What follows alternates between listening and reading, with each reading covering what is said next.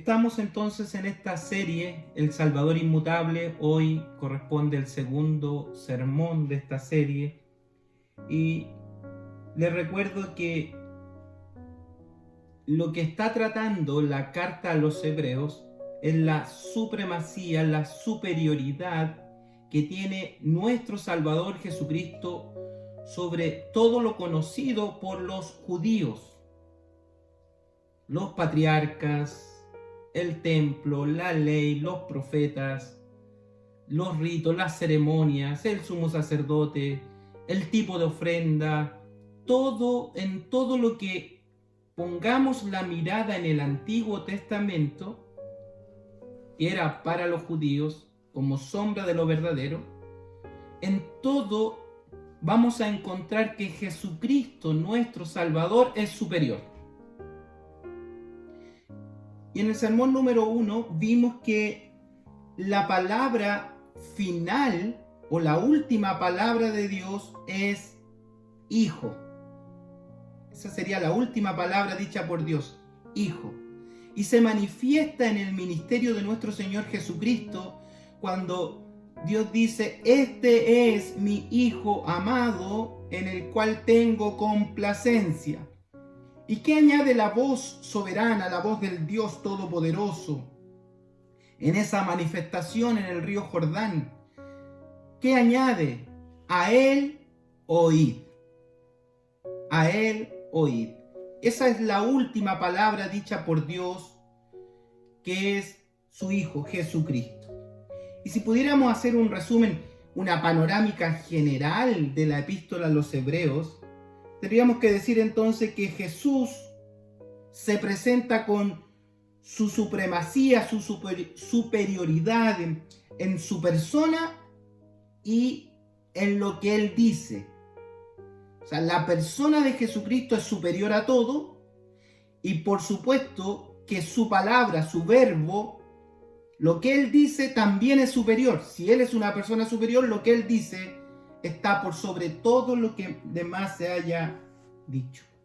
Entonces, en esta epístola a los Hebreos se nos va a exponer ampliamente, capítulo a capítulo, la supremacía de nuestro Señor.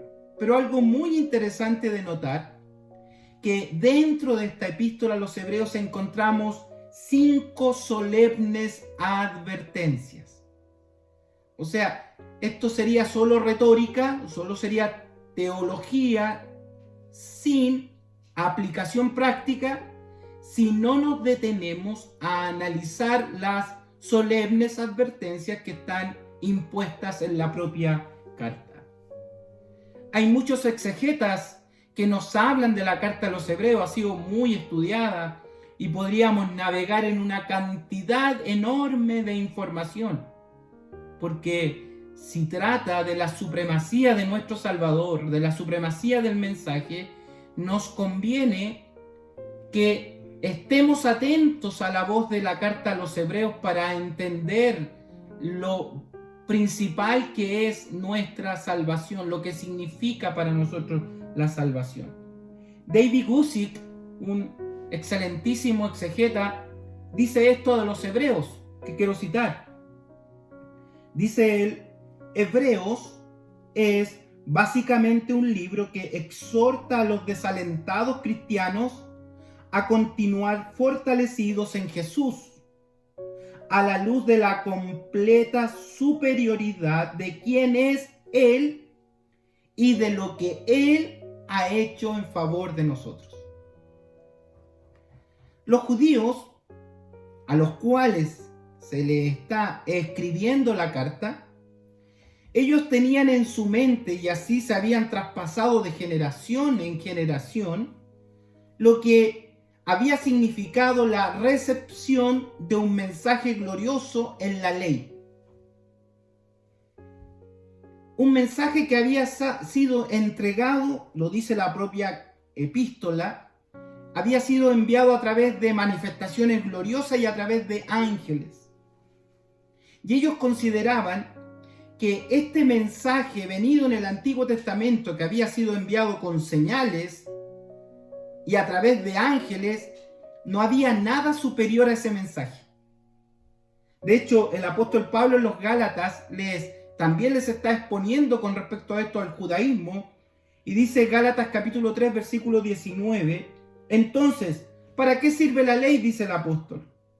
Fue añadida, dice, a causa de las transgresiones, hasta que viniese la simiente a quien fue hecha la promesa, y fue ordenada por medio de ángeles en mano de un mediador.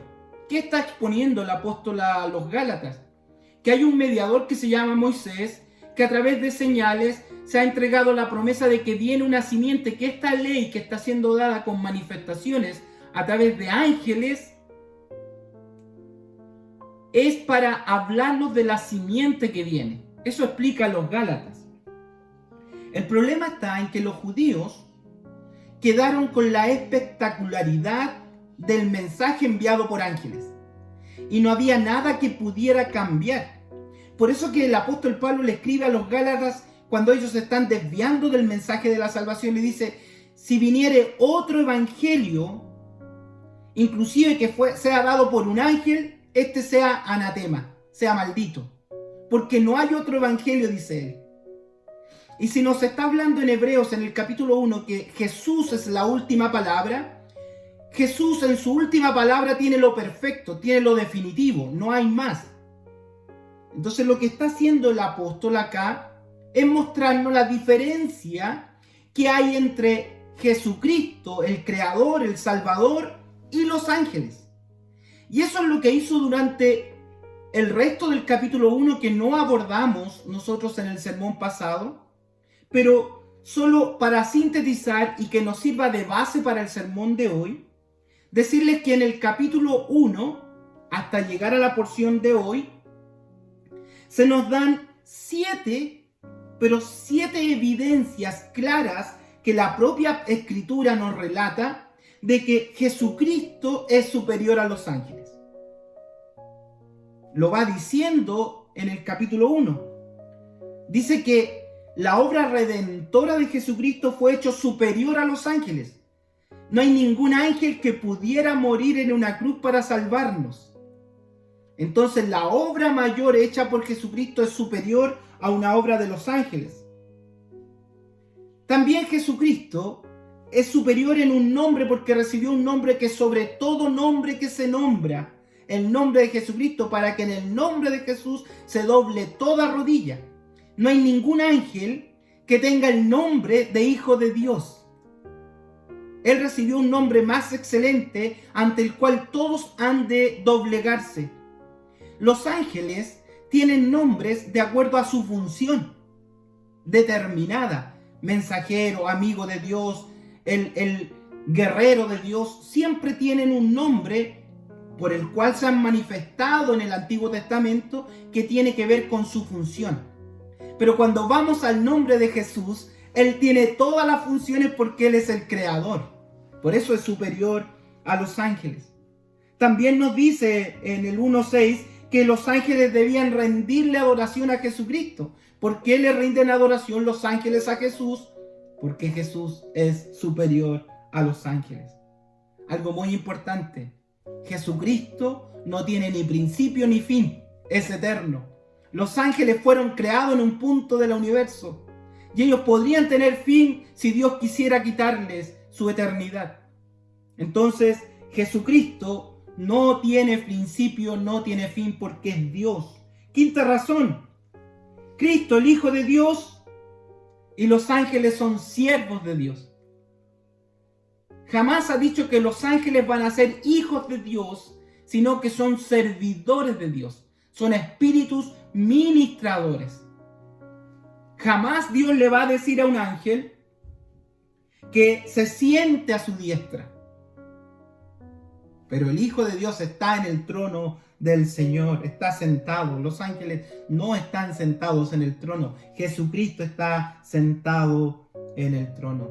Y termina diciendo en este capítulo 2 que todo va a ser sujeto y todo está sujeto a Jesucristo y no a los ángeles.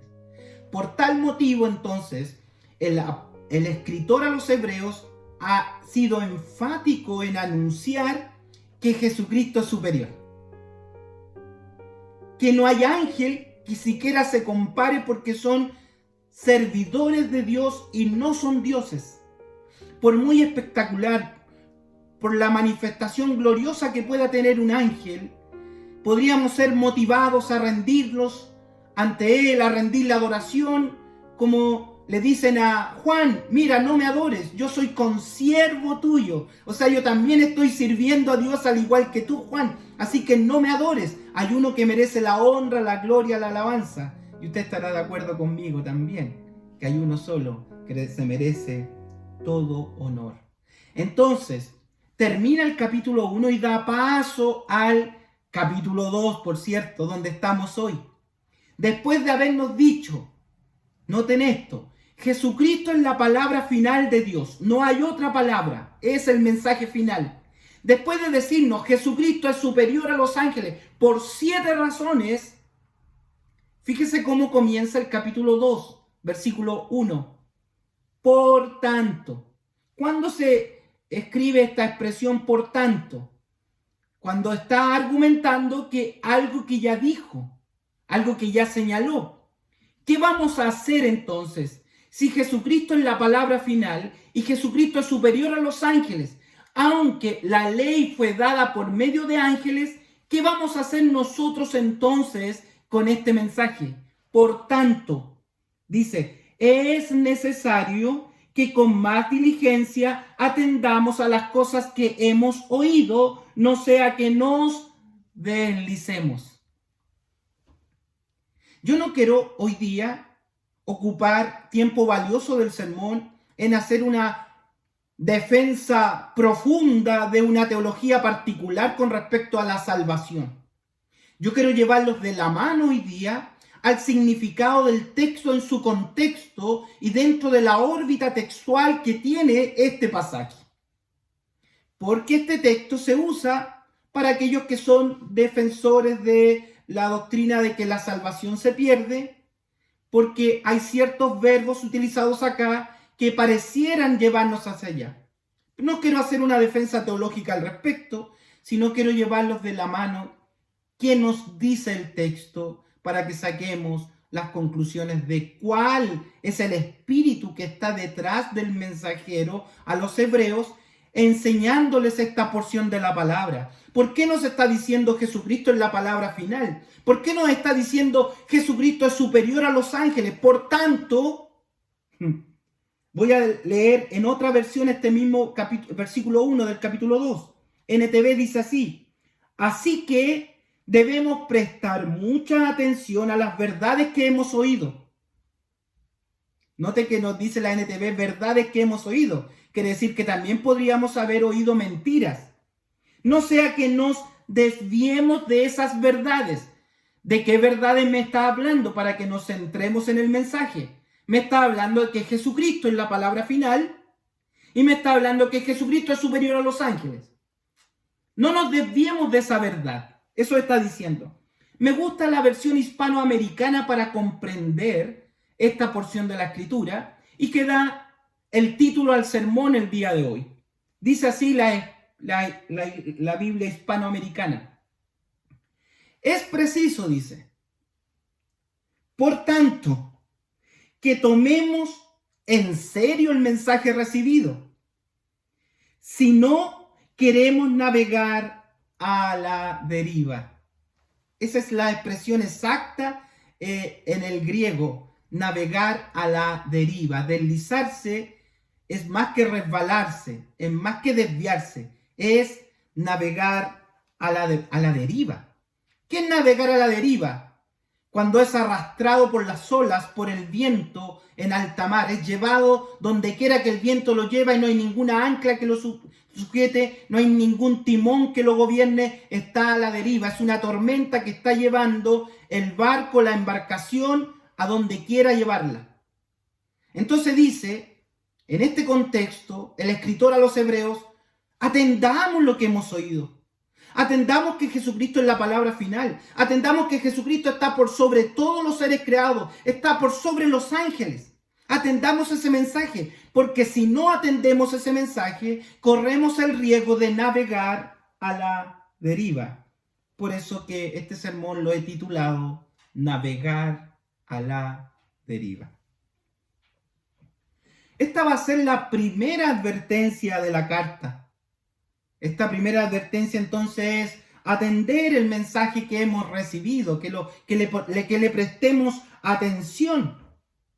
Y para esta solemne advertencia, el escritor va a usar de dos razonamientos que yo quiero compartirles esta mañana.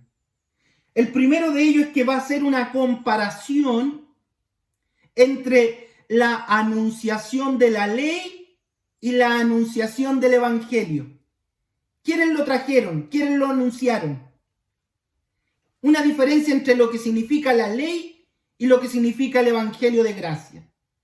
Y el segundo razonamiento es una exposición aclaratoria de lo que es las evidencias del evangelio. Las evidencias del verdadero evangelio, porque corremos el riesgo de estar atendiendo a un falso evangelio. Versículos 2 y 3, la primera parte del 3, por cierto. Leo. Dice así: porque si la palabra dicha por medio de ángeles fue firme, y toda transgresión y desobediencia recibió justa retribución, ¿cómo escaparemos nosotros si descuidamos una salvación tan grande?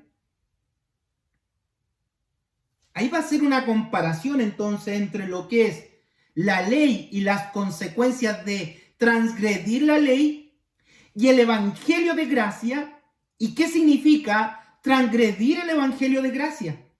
¿Qué significa la disciplina en el evangelio de gracia? ¿Cuáles serían las consecuencias? Cada comunicación, cada vez que Dios se reveló, fue acompañada de advertencias. Cada vez que Dios llegó al hombre, fue acompañada de advertencias. ¿Dónde tenemos a Dios hablando? En Génesis. Habló Dios y fue acompañado de advertencias. Cuando puso a Dios en el huerto del Edén, ¿qué le dijo? De todo puedes comer, pero de estos bienes me los he reservado para mí. Una advertencia, no comas de él. Advertencia, porque el día que comas, ¿qué le dijo? Morirás. La advertencia, cuando Dios se comunica, da su palabra, da su mensaje y va acompañado de una advertencia. ¿Qué nos está diciendo? Que la ley trajo consigo una justa retribución, o sea, un pago justo. Al transgresor, la muerte. ¿Por qué? Porque era justo, porque la ley lo decía. Transgredía la ley, la muerte. Al hombre, a Adán, por transgredir la palabra del Señor, el mandato de Dios, ¿qué le significó? La muerte. Y se convirtió en el asesino más grande de toda la historia porque nos mató a todos. Adán es el asesino más grande de la historia. Nos está diciendo el versículo 2 que esta ley fue dada por medio de ángeles, a través de un mediador. ¿Se recuerda el mediador Moisés? Y los ángeles en el Sinaí le presentaron la ley de Dios con evidencias gloriosas. El pueblo estaba abajo espantado viéndolo, el monte temblar, las llamas de fuego y entregándole la ley a Moisés. La pena de muerte fue instalada en la ley por asesinato, por idolatría, por homosexualismo, por incesto, por desobediencia a los padres, por celos. Todas eran razones para apedrear a alguien. Era frecuente ver en Israel que sacaban del campamento a un transgresor e iban todos a apedrear. ¿Por qué? Porque le faltó el respeto al papá, porque le faltó el respeto a la mamá. Y había que apedrearlo, la ley decía eso. Cuando fue dada la ley y el recordatorio de la ley según Deuteronomio 30:19 dice así: a los cielos y a la tierra pongo por testigos contra vosotros, dice Dios, que os he puesto delante de ustedes, cuando les he dado la ley, les he puesto la vida y la muerte, la bendición y la maldición. Escojan ustedes entonces que quieren, la vida para que vivan o la muerte para su descendencia. ¿Qué quieren? Les pongo por testigo. Jeremías 17:10 con respecto a la ley dice así: yo Jehová, que escudriño la mente, que pruebo el corazón, para dar a cada uno según su camino, según el fruto de sus obras. Entonces esta ley va acompañada de un justo juicio al transgresor de la ley. Eso nos está diciendo el verso 2. Vuelvo a leer: porque si la palabra dicha por medio de ángeles fue firme, refiriéndose a la ley, toda transgresión y desobediencia que recibió justa retribución, el justo castigo de Dios. Y es evidente porque la ley así lo decía. Amados, a veces nosotros decimos: no me hubiera gustado nacer en el tiempo de la ley. ¿Lo ha pensado alguna vez? Era complicado estar en ese tiempo, en el tiempo de la ley. Era terrible. Pero lo que está haciendo el escritor a los hebreos es tomar a los evangélicos, a los hijos del Señor, zamarrearle un poco y diciéndonos: no, estás equivocado. Te vas a dar cuenta que era más fácil estar en el tiempo de la ley que en el tiempo de la gracia. Eso está diciendo. Es totalmente al revés.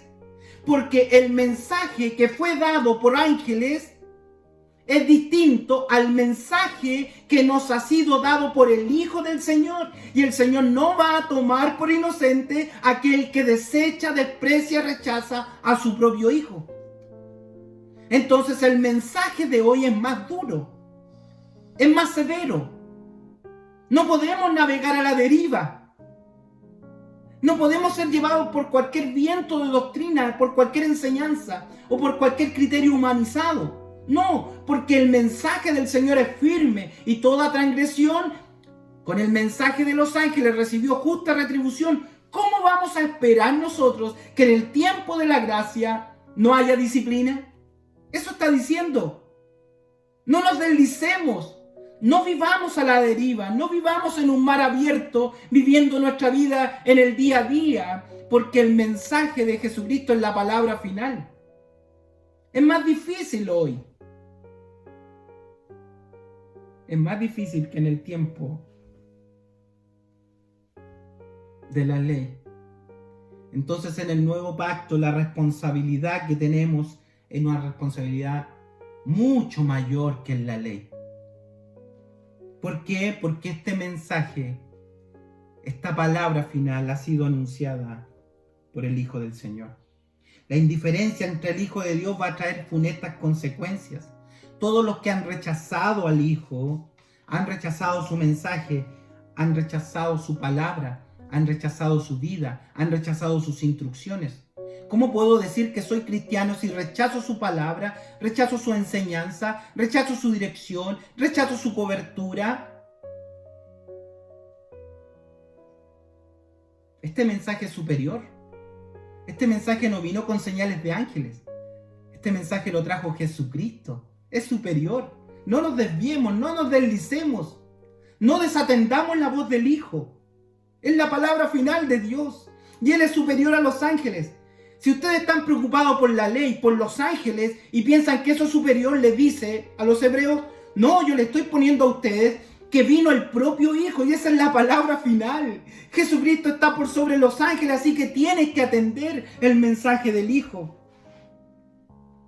Porque si la palabra dicha por medio de los ángeles fue firme y toda transgresión y desobediencia recibió justa retribución, lean lo que dice el verso 3, por favor, en su Biblia. Léanlo. ¿Cómo piensan entonces? ¿Cómo te atreves a razonar por un minuto en tu vida que escaparemos si descuidamos, si desatendemos, si dejamos de atender, si dejamos de perseverar, si dejamos de asistir, si dejamos de congregarnos, si dejamos de perseverar en la gracia? Una salvación tan grande que se nos ha sido asignada. ¿Cómo creen ¿Creen ustedes que Dios les va a permitir navegar a la deriva? ¿Creen que Dios les va a permitir navegar como ustedes quieran? ¿Cree que Dios en el Evangelio le va a permitir vivir su vida como usted se le dé la gana? Les pregunto a ustedes, amados. No se asusten, yo soy un poco fervoroso para hablar. Pero razone, por favor. Piense en lo que le ha sido asignado. Le hubiera sido mucho más fácil a usted y a mí estar a los pies del monte Sinaí, viendo esas señales y recibiendo la ley, los preceptos de la ley. Haz esto, esto, esto. Si cumplo, vivo. Hubiera sido más fácil. Porque ahora tenemos el mensaje superior, tenemos un Salvador superior, tenemos un Evangelio superior. No podríamos vivir nuestra vida navegando a la deriva.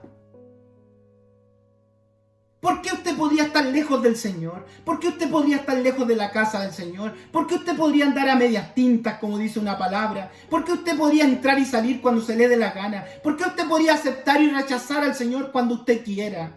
¿Por qué usted podría congregarse cuando se le da la gana, dejar de congregarse cuando se le dé la gana, ir y venir como usted estime conveniente?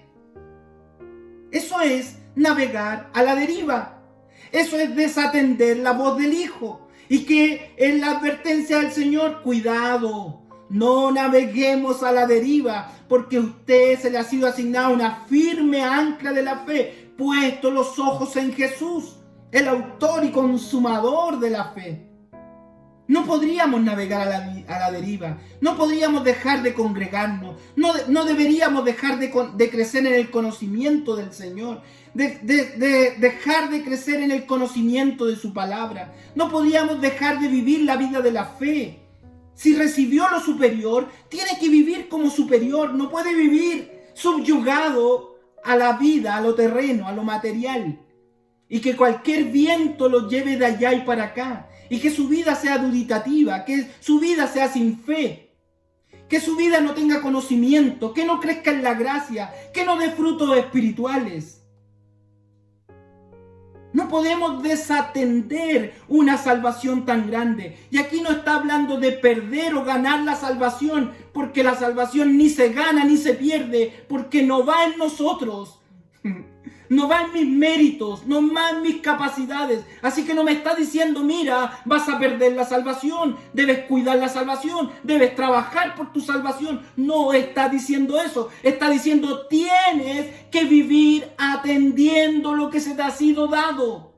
No puedes vivir una vida de indiferencia a la palabra del Señor.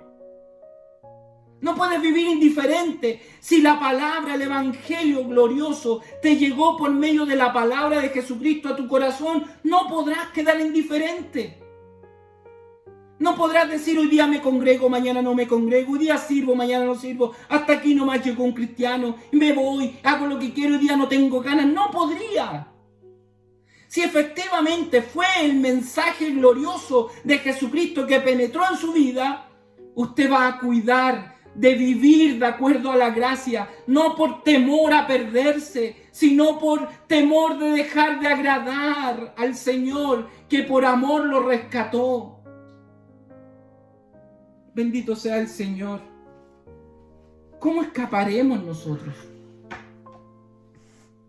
¿Cómo vamos a escapar? ¿De qué está diciendo? No está hablando del infierno, está hablando de consecuencias. Y aquí hay dos posibles resultados. Que usted esté viviendo un falso evangelio.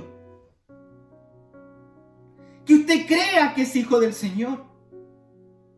Que usted crea que por un rito, una ceremonia, por una corbata, por una Biblia, por un letrero, por un activismo religioso, usted viva autoengañado de que es hijo del Señor. Entonces, tiene un peor problema. Que usted no ha atendido, ha rechazado al Hijo del Señor. Y todos los que rechazaron el mensaje tuvieron justa retribución. Pero aquellos que han sido salvos, porque este mensaje es dirigido a la iglesia, a una iglesia que quiere volver a las prácticas del judaísmo, En ese contexto estamos hablando. Entonces, ¿qué le dice el apóstol? ¿Qué le dice el escritor? Tal vez sería plausible que el evangelio que recibieron no es el verdadero evangelio. Porque Jesús, aquel que ha tomado por hijo, lo va a reprender, lo va a castigar, lo va a rodear de favores y misericordia. No dejará el Hijo de Dios que navegue a la deriva. Las ovejas son mías, yo las conozco y nadie las arrebata de mi mano. Si alguien quiere pretender vivir a la deriva su vida, tiene que saber que si es hijo del Señor, la mano del Señor lo alcanzará en algún minuto.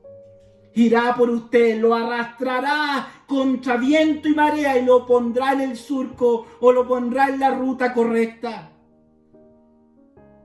¿Cómo vamos a escapar? Si usted es hijo del Señor, no escapará de la eternidad. Pero si no es hijo del Señor, no escapará del juicio eterno.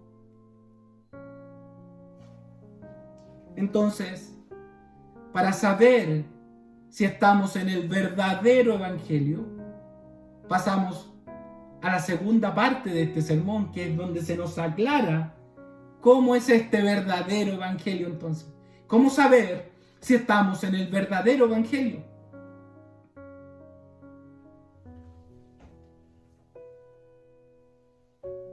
Dice el versículo 3 y 4, la continuación del 3.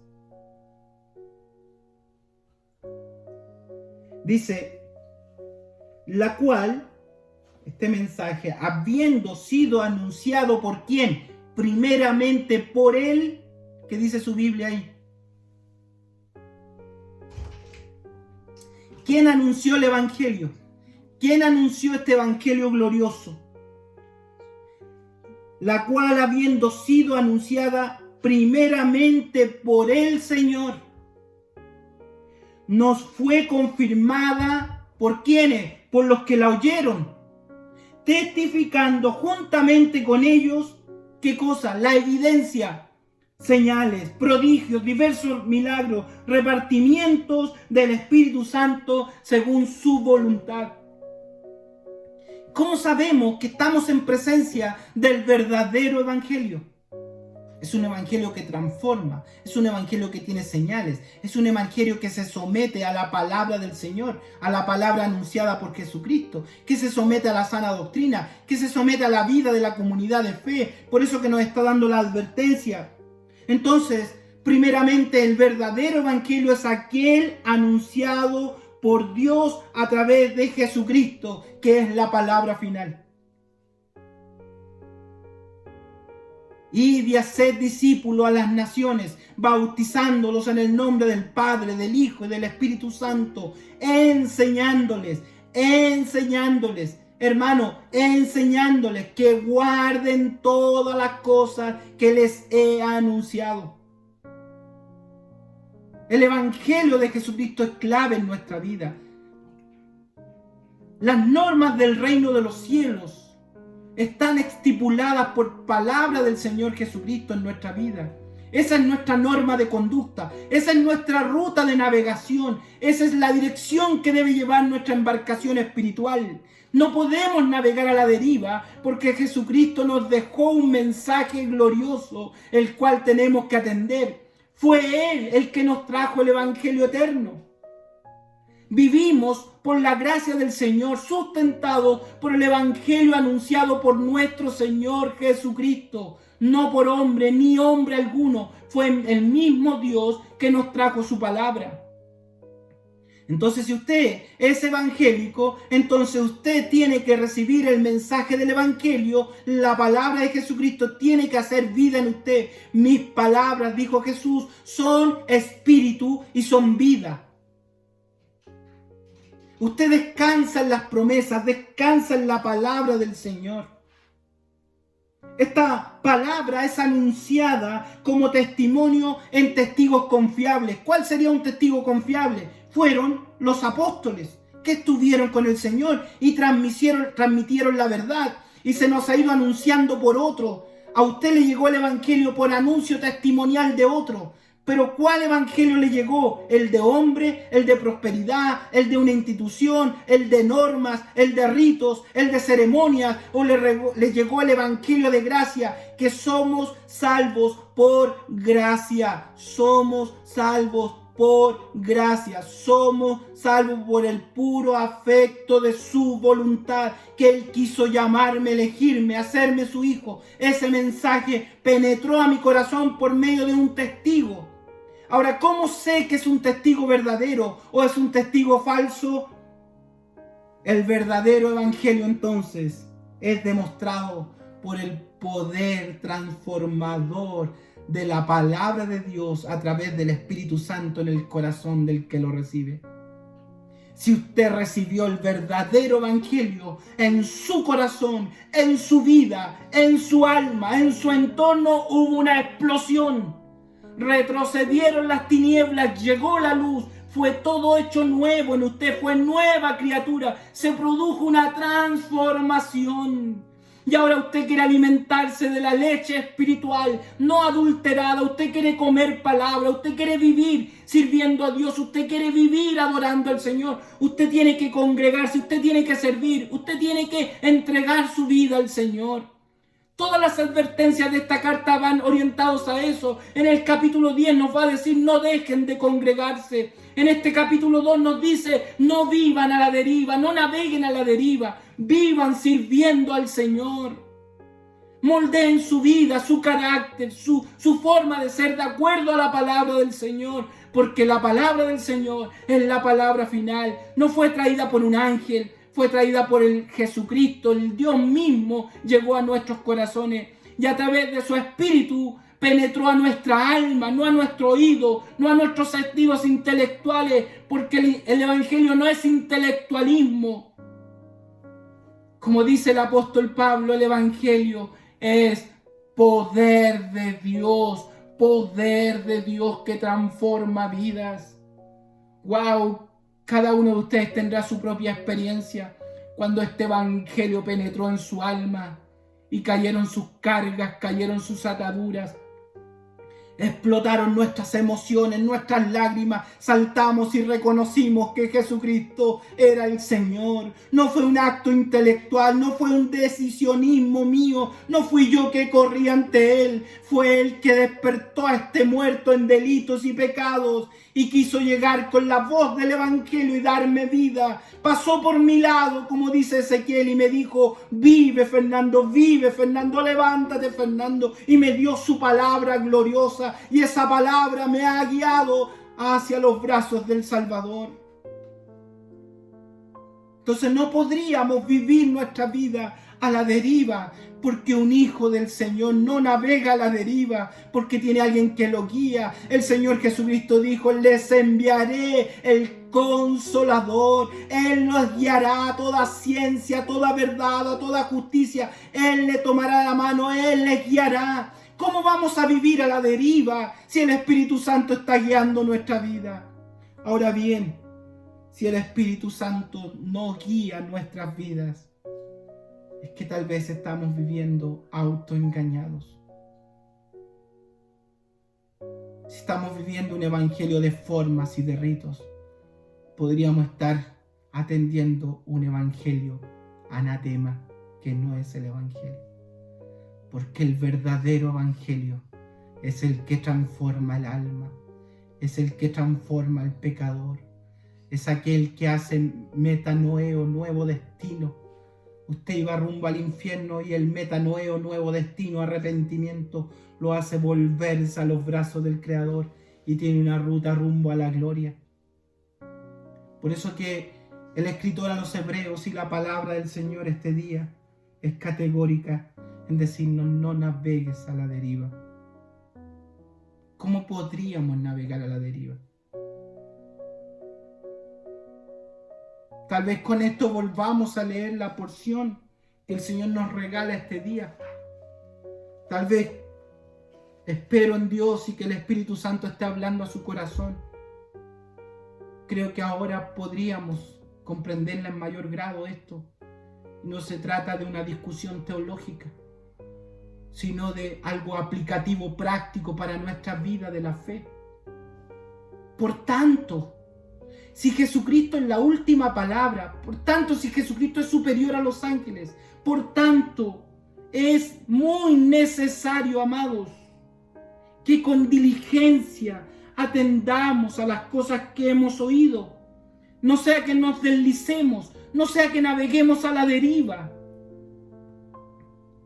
Porque si la palabra dicha por medio de los ángeles fue firme, es verdad, Dios cumplió lo que dijeron a través de los ángeles. Y toda transgresión y desobediencia recibió justa retribución, justo castigo. Ahora habla a los hijos de la fe. Ahora habla a usted como hijo del Señor. Después que me argumenta esto, me presenta el Evangelio. Dice, ¿cómo creen ustedes que vamos a escapar de la mano del Señor? Si descuidamos, si dejamos de atender, si dejamos de perseverar en una salvación tan grande. Esta salvación tan grande fue anunciada primeramente por nuestro Señor. Fue confirmada después por los que la oyeron, que la obra de Dios fue poderosa en ellos. Y Dios testificó esto mediante señales, prodigios, diversos milagros, repartimiento del don del Espíritu Santo. ¿Por qué podemos servir? ¿Por qué podemos predicar? ¿Por qué podemos orar? ¿Por qué podemos llevar este culto adelante? Mi corazón es engañoso más que todas las cosas. Mis palabras humanas son mentirosas. Pero puedo estar hablando esta mañana el Evangelio glorioso de Jesucristo por pura gracia, por puro repartimiento del don en mi vida. Por puro repartimiento del don en su corazón usted puede alabar al Señor. Bendito sea el nombre del Señor Jesucristo. Quiero terminar con una historia que leí de un granjero. Cuenta la historia que murió un granjero que era incrédulo y tenía muchas propiedades, y él escribió un testamento. Entonces estaban todos atentos a saber a quién le habían dejado la herencia a ese granjero.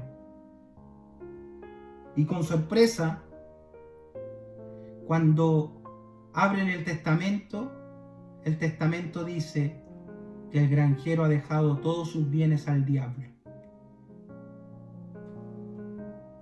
Y había una preocupación de los familiares, llevaron el caso ante un juez. ¿Y cómo era esto? ¿Cómo podría ser posible si no estaba la persona del diablo? ¿Cómo lo hacían para repartir los bienes al diablo? ¿Cómo se los entregaban? Entonces fue larga la discusión y los jueces determinaron esto. Los jueces dijeron que la mejor manera de cumplir los deseos del difunto era que dejaran abandonada la granja, que dejaran que creciera la maleza, que dejaran que pasaran los años y la casa se pudriera, que dejaran que los hongos, que la pudrición, la hortaliza, la hierba, todo se pudriera ahí y fuera consumiendo los bienes del granjero. O sea, para dejarle al diablo, la mejor forma de cumplir esa voluntad era haciendo nada.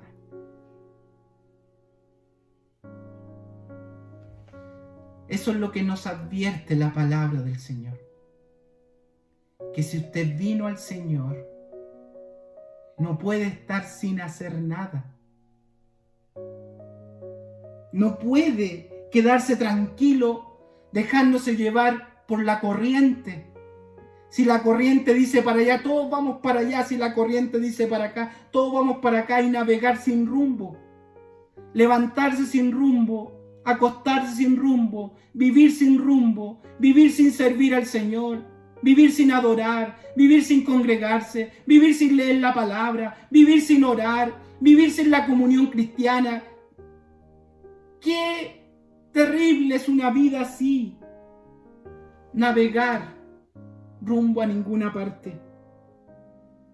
Entonces, el gran consejo, la gran advertencia de esta porción de la palabra es: evitemos la apatía, evitemos la indiferencia, aunque enfrentemos tiempos difíciles. Evite la apatía, evite la indiferencia, porque hacer nada no es el camino del Evangelio. Estarse quieto y sentado no es el camino.